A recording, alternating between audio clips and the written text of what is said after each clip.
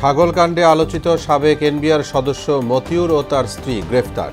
ভাটারা এলাকা থেকে আটক করেছে ডিবি। অনিয়ম দুর্নীতির অভিযোগের মুখে অবশেষে ব্রিটেনের মন্ত্রিসভা থেকে টিউলিপ সিদ্দিকের পদত্যাগ। টুইটারে নিজেই জানালেন এ তথ্য। ভয়াবহ দূষণে মৃতপ্রায় বুড়িগঙ্গা, পানিতে অক্সিজেনের পরিমাণ শূন্যের কোঠায়। প্রাণ ফেরাতে সর্বস্তরের অংশগ্রহণ জরুরি বলছেন পরিবেশবিদরা। এবং ব্যাপক আমদানি আর শুল্ক প্রত্যাহারের পরও লাগামহীনভাবে চালের বাজার। অসাধু ব্যবসায়ীদের দৌরাত্ম্য বন্ধে পদক্ষেপের তাগিদ।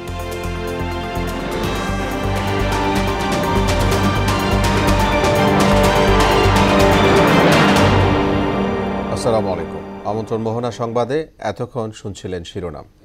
আপনাদের সঙ্গে আছি মোহাম্মদ ওয়ালিউল্লাহ। এবার বিস্তারিত। ছাগলকাণ্ডে আলোচিত সাবেক এনবিআর সদস্য মতিউর রহমান এবং তার স্ত্রী লায়লা কানিজকে গ্রেফতার করা হয়েছে।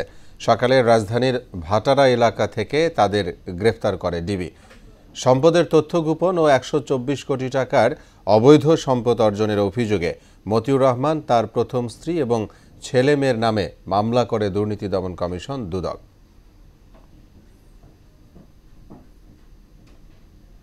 যুক্তরাজ্যের সিটি মিনিস্টার টিউলিপ সিদ্দিক পদত্যাগ করেছেন। টিউলিপ নিজেই এক টুইটে এ তথ্য জানিয়েছেন। দুর্নীতি ও অনিয়মের অভিযোগে ক্রমবর্ধমান চাপের মুখে মঙ্গলবার মন্ত্রিসভা থেকে পদত্যাগের ঘোষণা দেন তিনি। সাবেক প্রধানমন্ত্রী শেখ হাসিনার ঘনিষ্ঠের কাছ থেকে ফ্ল্যাট উপহার নিয়ে ব্যাপক চাপের মুখে ছিলেন টিউলিপ।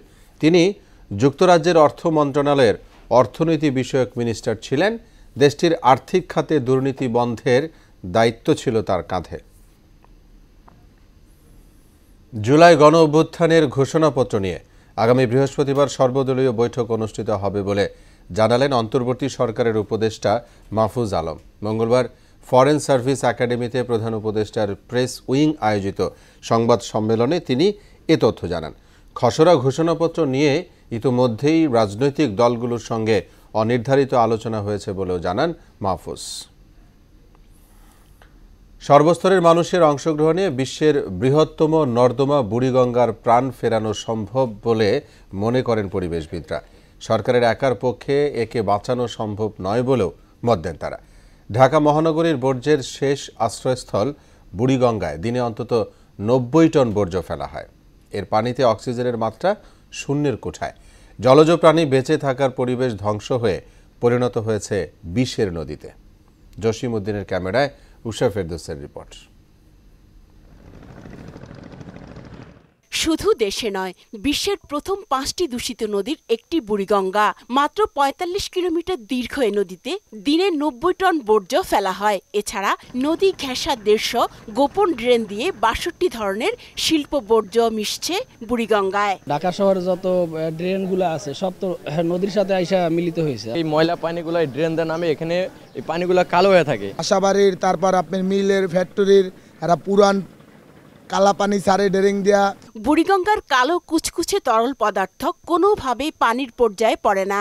এতে মিশে আছে রাসায়নিক বর্জ্য, ক্রোমিয়াম, লেড ও সালফিউরিক অ্যাসিডের মতো বিষাক্ত তরল। পানিটা খারাপই, বহুত খারাপ। এটা কোনো কাজ করা যায় না। ঢাকার সিটির পানি সব ময়লাযুক্ত পানি নদীতে নামে, তারপরে ময়লা ফালায়। বুড়িগঙ্গার দূষণ বাতাসকেও ভয়াবহভাবে দূষিত করছে, যাতে করে ঝুঁকি বাড়ছে উচ্চ রক্তচাপ, চর্মরোগ ও ক্যান্সারের। এখান থেকে মনে করেন আপনার এয়ারকেও সে পলিউট করতে পারে, বায়ু দূষণে একটা সে রোল প্লে করতে পারে। যেমন মিথেন গ্যাস সে ওখান থেকে জেনারেট হতে পারে। আমরা আসলে সবসময় শর্ট টার্ম বেনিফিট আমরা দেখি সবসময়, যে লং টার্মে আসলে আমাদের কি করলে লং টার্ম বেনিফিট আমরা পাবো সেটা আমরা কখনো দেখি না।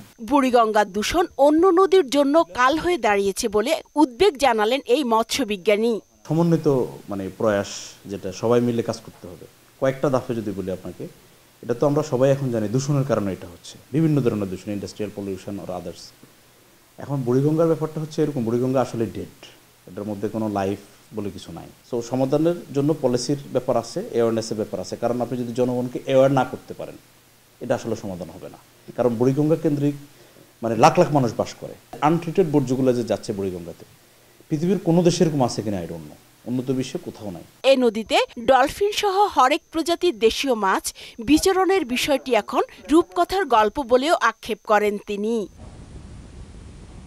বুড়িগঙ্গা বাঁচাতে এখনই মহাপরিকল্পনা জরুরি, কারণ বুড়িগঙ্গা নিশ্চিহ্ন হলে পরিত্যক্ত নগরীতে পরিণত হবে রাজধানী ঢাকা।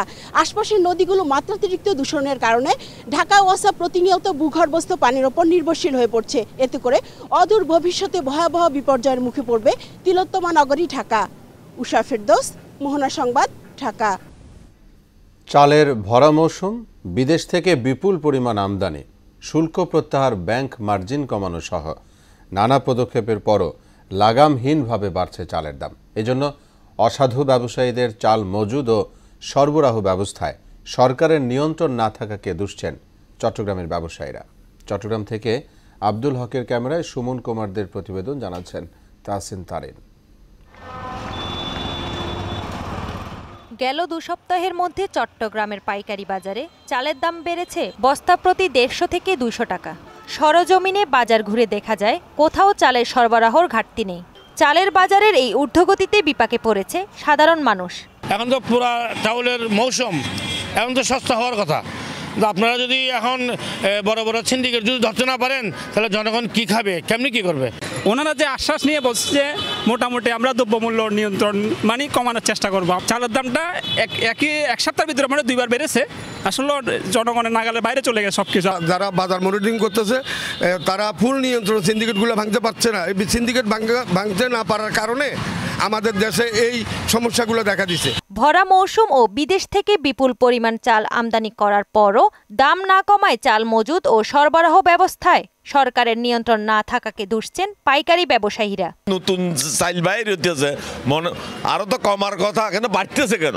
অভিযোগ আছে কর্পোরেট হাউসগুলো বিপুল পরিমাণ চাল নিজেদের কবজায় রাখে, তাতে এর প্রভাব পড়েছে খুচরা বাজারে। দাম বাড়ার কারণে সাধারণ ক্রেতাদের সাথে অনেক সময় বাকবিতণ্ডা হয় বলে জানালেন এই ব্যবসায়ী। কাস্টমারের সাথে প্রতিদিন বাকবিতণ্ডা হয়। সরকার যে একজন আছে, এই ধরনের কোনো নিয়ন্ত্রণ আছে বলে আমার কাছে এখনো প্রতীয়মান হয় না। চালের কোনো সংকট নেই জানিয়ে চট্টগ্রাম পাহাড়তলের বণিক সমিতির সাবেক সাধারণ সম্পাদক বললেন, উত্তরবঙ্গের যেসব জায়গায় চাল উৎপাদন হয় সেখানে সরকারি মনিটরিং বাড়ালে দাম কমে আসবে। আমরা সব চাউলগুলো আনতে হয় যে নর্থ বেঙ্গল থেকে, তো নর্থ বেঙ্গলে যখন যা তারা তখন তা করে। তো এটা গভর্নমেন্ট কন্ট্রোল করতে হলে গভর্নমেন্টের একটা আগে থেকে ধারা আছে, আমাদের একটা ফুড গ্রেন লাইসেন্স আছে, এবং গভর্নমেন্ট যদি নিয়ন্ত্রণ করতে পারে তাহলে গভর্নমেন্ট এই খাদ্যের মার্কেটটা কন্ট্রোল করতে পারবে, নাহলে কোনো সময় এটা কন্ট্রোল করা সম্ভব না। চালের বাজার নিয়ন্ত্রণে সব ধরনের ব্যবস্থা নেবে কর্তৃপক্ষ, এমনটাই প্রত্যাশা সবার।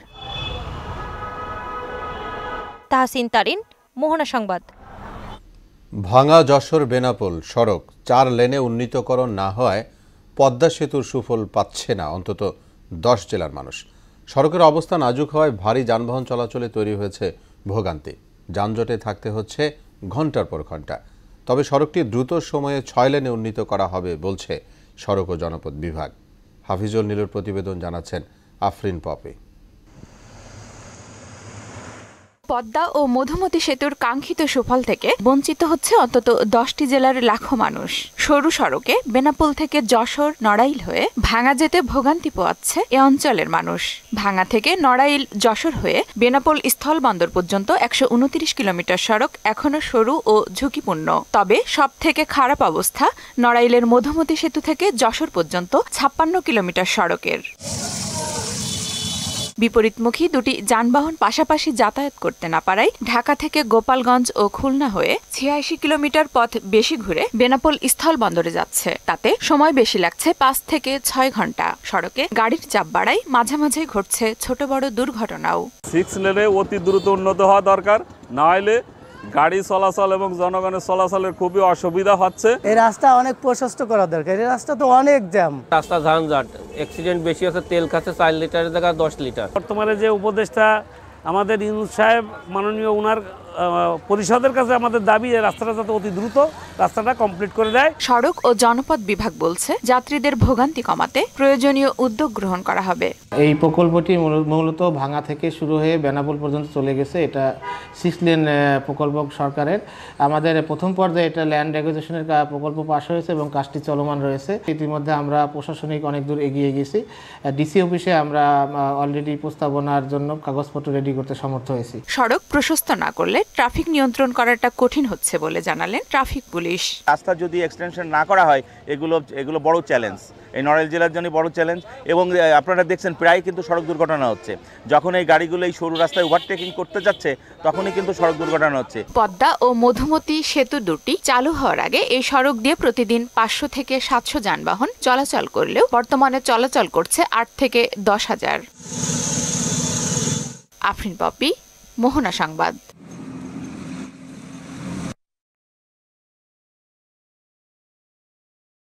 চাঁদপুরে মেঘনা নদীতে 7 মার্ডার, ডাকাতি ও চুরির ঘটনা বেড়ে যাওয়ায় নদীতে মাছ শিকারে যেতে ভয় পাচ্ছেন জেলেরা। তাতে জেলে পরিবারগুলোর দিন কাটছে অনাহারে। এমন পরিস্থিতিতে ক্ষোভ প্রকাশ করেছেন স্থানীয় জেলেরা।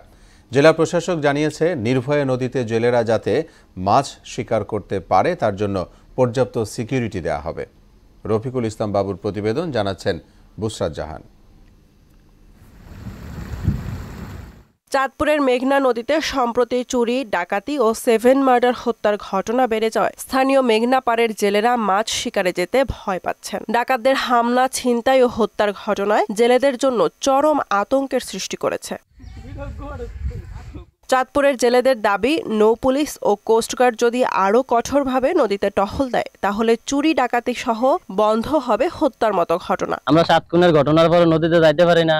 আগে তো মোবাইল টোবাইল চিন্তা করে নিয়ে যেত, এখন তো ডাইরেক্ট মানুষই মাইরা লায়। বর্তমানে ডাকাতেরা ডাইরেক্ট মানুষই মেরে ফেলে, জবাই করে দেয়। এই কদিন আগেও মানুষ নাকি পাওয়া গেছে। আমরা ওই ভয়েতে আমরা এখন নদীতে যাই না। ডাকাতি শুরু করছে, স্পিড বোট দিয়ে রিভলভার নিয়ে আসে, আমাদের আরো কয়েকবার ধরছে, মারধর করছে। পুলিশ প্রশাসন যদি ডিউটি করতো ঠিক মতো তাহলে আমরা ওই নদীতে জাল বাইতে পারতাম। প্রশাসন রাত্রে ঠিক মতন ডিউটি করে আর ডাকাতের ভয়ের থেকে আমাদেরকে বাঁচায় দেয়। সাম্প্রতিক ঘটনার জন্য নিরাপত্তা সংকীর্ণ হওয়ার কোনো কারণ নেই জানিয়ে নৌ পুলিশের পক্ষ থেকে বলা হয়েছে, নদীতে মাছ ধরতে নিরাপত্তার কোনো ঘাটতি নেই। জেলে ভাইয়েরা সুন্দরভাবে মাছ আহরণ করতে যাতে পারেন, সে বিষয়ে যাতে কোনোরূপ বিঘ্ন না ঘটে সে বিষয়ে আমরা কার্যকর ভূমিকা নিচ্ছি এবং আমরা অত্যন্ত সজাগভাবে দিবারাত্র 24 ঘন্টায় নৌটহল অব্যাহত রাখছি। জেলা প্রশাসক জানালেন, জেলেরা যেন নির্ভয়ে মাছ ধরতে পারে সে ব্যাপারে ইতিমধ্যে নৌ পুলিশ ও কোস্টগার্ডকে নির্দেশ দেওয়া হয়েছে। আমরা তাদেরকে পর্যাপ্ত সিকিউরিটি দিব, জেলেরা নির্ভয়ে নদীতে নামতে পারবে,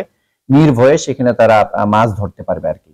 যদি কোনো কারণে জেলেরা যদি অন্য কারো দ্বারা হয়রানির মধ্যে পড়ে সেটাও আমরা ব্যবস্থা নিব। জেলেদের প্রত্যাশা, নদীতে মাছ ধরতে গিয়ে যেন আর কোনো দুর্ঘটনার শিকার হতে না হয়।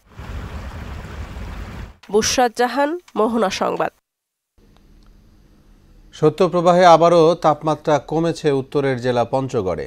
তীব্র শীতের কারণে স্থানীয় বাসিন্দাদের জনজীবনে অস্বস্তি লক্ষ্য করা গেছে।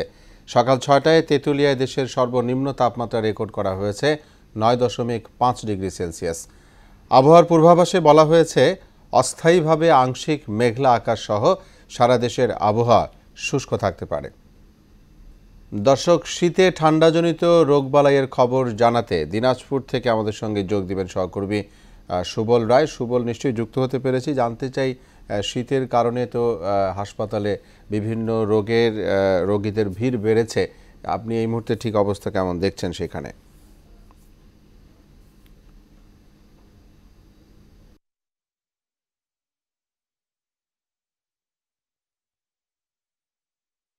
তাপমাত্রা উঠানামা করছে। যেমন গতকালকে তাপমাত্রা কিন্তু একটু বাড়তি, রৌদ্রের কারণে কিন্তু তাপ নেই, সেই সাথে কিন্তু হিমেল হাওয়া বয়ে যাচ্ছে এই দিনাজপুরে। আর হিমেল হাওয়ার কারণে কিন্তু বিশেষ করে শিশু এবং বয়স্কদের বিশেষ করে তাদের রোগে আক্রান্ত হয়ে হাসপাতালে কিন্তু ভর্তি হচ্ছে। তো আমি যদি আপনাকে বলে রাখতে চাই যে আমি এখন দাঁড়িয়ে আছি দিনাজপুর জেলার যে অরবিন্দ শিশু হাসপাতাল, এই হাসপাতালে কিন্তু শিশু বেশি রোগী আসতেছে এখানে।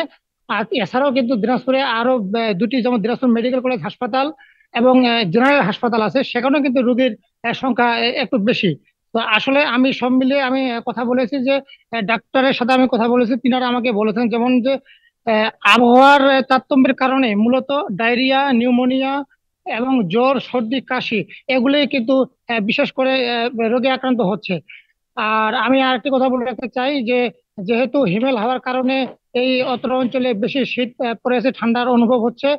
সেই সাথে আবহাওয়া অফিস আমাকে যেটুকু জানিয়েছে যে এরকমই কিন্তু আরো 2-4 দিন চলবে এবং শৈত্যপ্রবাহ আরো একটু বাড়ার সম্ভাবনা আছে বলে আমাকে জানিয়েছেন। আবহাওয়া দপ্তরের যে কর্মকর্তা তোফাজ্জল হোসেন আমাকে জানিয়েছেন যে আজকে দিনাজপুরের সর্বনিম্ন তাপমাত্রা যেটি রেকর্ড করা হয়েছে সেটি 11 ডিগ্রি সেলসিয়াস এবং বাতাসের আর্দ্রতা ধরা হয়েছে 94%, এবং যে বাতাসের গতিবেগ সেটি ঘন্টায় 2 কিলোমিটার বেগে ধরা হয়েছে। আর এছাড়াও যে বয়স্করা যারা আক্রান্ত হচ্ছেন তাদেরও কিন্তু পরামর্শ দিয়ে যাচ্ছেন যে ঠান্ডা যেন বিশেষ করে না লাগে এই কারণে। আর এদিকে জেলা প্রশাসনের পক্ষ থেকে যেটুকু বলা হচ্ছে যে শীতজনিত যে যারা নিম্ন শ্রেণীর যে মানুষ তাদেরকে শীত বস্ত্র বিতরণের জন্য তারা পর্যায়ক্রমে অব্যাহত রাখছেন। এই ছিল আমার কাছে সর্বশেষ তথ্য দিনাজপুর থেকে। জি সুবল, আপনাকে ধন্যবাদ জানাচ্ছি আমাদের সঙ্গে যোগ দেওয়ার জন্য। আগুনে পুড়ে ছাই হয়ে গেছে সেন্ট মার্টিন ইউনিয়নের গলাচিপা এলাকার বিচ ভ্যালি এবং কিংশুক ইকো রিসোর্ট। মধ্যরাতে সাইরি ইকো রিসোর্টের রিসিপশনে মাল্টি প্লাগে শর্ট সার্কিট হয়ে আগুনের উৎপত্তি হয়। শুকনো কাঠ আর বাঁশ দিয়ে তৈরি বিচ ভ্যালি রিসোর্ট আগুন লাগার পর মুহূর্তেই ছড়িয়ে পড়ে পুরো জায়গায়। এক পর্যায়ে বিচ ভ্যালি সহ পাশের কিংশুক ইকো রিসোর্ট পুড়ে ছাই হয়ে যায়। দ্বীপের স্থানীয় আগত পর্যটক এবং বিজিবি, কোস্টগার্ড আর পুলিশের চেষ্টায় প্রায় 2 ঘন্টা পর আগুন নিয়ন্ত্রণে আসে। দেশের বাইরের খবর। অবশেষে গ্রেফতার হলেন দক্ষিণ কোরিয়ার অভিশংসিত প্রেসিডেন্ট ইয়ন সুক ইয়ল। বুধবার স্থানীয় সময় ভোরে রাজধানী সিওলে ইয়নের ব্যক্তিগত বাসভবন থেকে তাকে গ্রেফতার করা হয় বলে এক প্রতিবেদনে জানিয়েছে রয়টার্স। এরই মধ্যে ইয়লকে দুর্নীতি তদন্ত অফিসে নেওয়া হয়েছে বলে জানিয়েছে আন্তর্জাতিক বিভিন্ন গণমাধ্যম।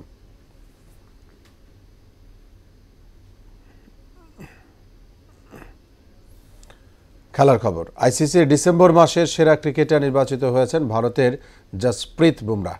মঙ্গলবার এক সংবাদ বিজ্ঞপ্তিতে আইসিসি জানায় প্যাট কামিংস ও ডেন প্যাটারসনকে পেছনে ফেলে ডিসেম্বরের সেরা পুরুষ খেলোয়াড় নির্বাচিত হয়েছেন বুমরাহ। বর্ডার গাভাস্কার ট্রফিতে অস্ট্রেলিয়ার বিপক্ষে ধারাবাহিক পারফরমেন্সটা শুধু তাকেই করতে দেখা গিয়েছে।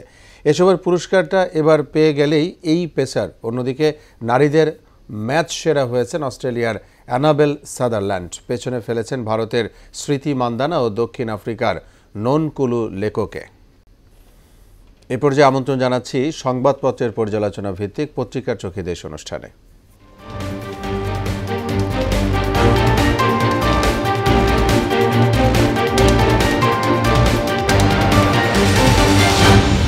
দর্শক, অনুষ্ঠানে আজকের অতিথি মোহনা টেলিভিশনের যুগ্ম বার্তা সম্পাদক নাসির উদ্দিন। জি নাসির, আপনাকে স্বাগত স্টুডিওতে। আমরা শিরোনাম পড়ে এসে আলোচনায় যাব। আমরা দেখে নিব যে আজকের দৈনিক পত্রিকার মানে শীর্ষ দৈনিকগুলোর প্রধান প্রধান কী শিরোনাম রয়েছে। প্রথম আলো শিরোনাম পড়ব অবশেষে টিউলিপের পদত্যাগ, যে বিষয়টি নিয়ে খুব আলোচনা চলছে। বাবর সহ 6 জন খালাস, পরেশ বড়ুয়া সহ 5 জনের সাজা কমল। জুলাই আগস্টের মধ্যে নির্বাচন চাইল বিএনপি। নিয়ন্ত্রণহীন দখল, চাঁদাবাজি, সব বিনিয়োগ সংস্থাকে এক ছাতার নিচে আনতে হবে প্রধান উপদেষ্টা। তত্ত্বাবধায়ক ব্যবস্থা, মোট 505 আসনের দ্বিকক্ষ বিশিষ্ট সংসদের সুপারিশ 2টি কমিশনের।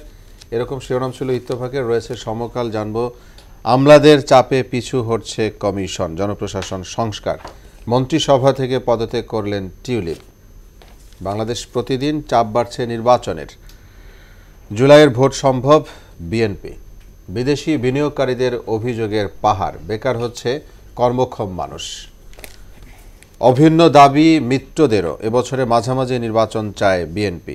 শেখ হাসিনা ও জয়ের বিরুদ্ধে মামলা। অবশেষে মন্ত্রিত্ব ছাড়লেন টিউলিপ, ফ্ল্যাট কেলেঙ্কারি।